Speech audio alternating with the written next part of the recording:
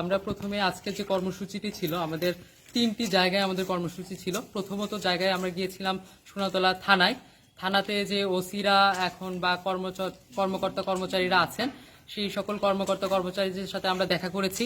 তাদের কাছে আমরা কিছু দাবি পেশ করেছি, 6 দফা একটা দাবি পেশ করেছি, যেটা এখন বর্তমানে খুব প্রয়োজনীয় সোনাতলার জন্য।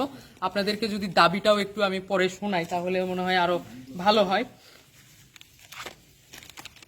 আচ্ছা, আমাদের দাবিটি এরকম ছিল, পুলিশ কোনো রাজনৈতিক দলের এজেন্ডা বাস্তবায়নে কাজ করবে না, তারা সবসময় জনগণের বন্ধু হয়ে থাকবে। সোনাতলা মাদকের অভয়ারণ্যে পরিণত হয়েছে, অনতি বিলম্বে সকল মাদক ব্যবসায়ীকে পুলিশ আটক করবে এবং মাদকের ভয়াবহতা থেকে এদেশের যুব সমাজকে রক্ষা করতে হবে। 3, সোনাতলায় এখন বর্তমানে অনলাইন ও অফলাইন জুয়া যুব সমাজকে নষ্ট করছে। এই জুয়ার সাথে প্রত্যক্ষ ও পরোক্ষভাবে যারা জড়িত তাদের আইনের আওতায় আনতে হবে। 4, স্টুডেন্ট কমিউনিটি পুলিশিং কার্যক্রম শুরু করতে হবে। 5, সোনাতলায় আমরা লক্ষ্য করছি কিশোর গ্যাংয়ের দৌরাত্ম্য বেড়ে গেছে, তাদের নির্মূলে পুলিশের কঠোর হস্তক্ষেপ দাবি করছি। 6, গভীর রাতে দেখা যায় অনেকে উচ্চস্বরে গান ও বাদ্য বাজিয়ে জনসাধারণের অসুবিধা সৃষ্টি করছে, তাদেরকে কঠোর হাতে দমন করতে হবে। এই মূলত 6 দফা নিয়ে আমরা যাই হচ্ছে সোনাতলা থানায় অফিসারদের সাথে কথা বলি, সেখানে তাদেরকে ফুলের শুভেচ্ছা দিয়ে আগামীর যে বাংলাদেশ, সুন্দর বাংলাদেশ রয়েছে, সেই বাংলাদেশে তারা যেন জনগণের বন্ধু হয়ে কাজ করতে পারে সেটির ব্যবস্থার জন্য আমরা তাকে ফুলের শুভেচ্ছা দিয়ে আবার বরণ করে নিয়েছি, এই বাংলাদেশে যেন তারা সুষ্ঠুভাবে কাজ করতে পারে। সেকেন্ডলি, আমরা চলে গিয়েছি সোনাতলা স্বাস্থ্য কমপ্লেক্সে যে আমরা দেখেছি বিভিন্ন বেহাল দশা।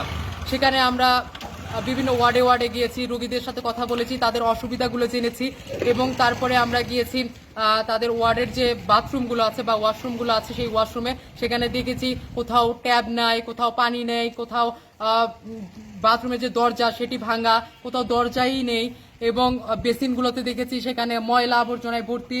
এবং আমরা যখন মহিলা ওয়ার্ডে গেলাম সেখানে যে আমি তো সুস্থ স্বাভাবিক একজন মানুষ, আমি গিয়েছি মহিলা ওয়ার্ডে, সেখানে যে তাদের যে বাথরুমটা দেখেছি সেখানে গিয়ে আমি 20 সেকেন্ডও দাঁড়াইতে পারি নাই। আমি সেখানে দেখেছি মলমূত্র সেগুলো উপরে ভাসছে। আমার কাছে মনে হয়েছে তারা পুরো 1 সপ্তাহ বা এইরকম ধরে তারা পরিষ্কার করে না। যদি পরিষ্কার করতো তাহলে এইরকম অবস্থা আমরা দেখতে পেতাম না। এই যে দেশ সংস্কার চলছে বা রাষ্ট্র সংস্কারের কথা আমরা বলছি, আমরা চাই এই নতুন বাংলাদেশে রোগীরা সর্বোচ্চ সেবাটা পাক সরকারি হাসপাতাল থেকে। সেই জন্য আমরা তাদের যে আবার দেখেছি আমরা খাবারের ডেট এক্সপায়ার্ড কিছু জিনিস, সেগুলো আমরা তাদের মেডিকেল অফিসারের সাথে কথা বলেছি। তিনি বলেছেন এরকম হওয়ার কথা না, আমরা সেই বিষয়টি দেখব। এবং তিনি বলেছেন এই যে সমস্যাগুলো আমরা দেখেছি সেই সমস্যাগুলোও তারা ঊর্ধ্বতন কর্মকর্তার সাথে কথা বলবেন এবং সেই সমস্যাগুলো সমাধানের চেষ্টা করবেন।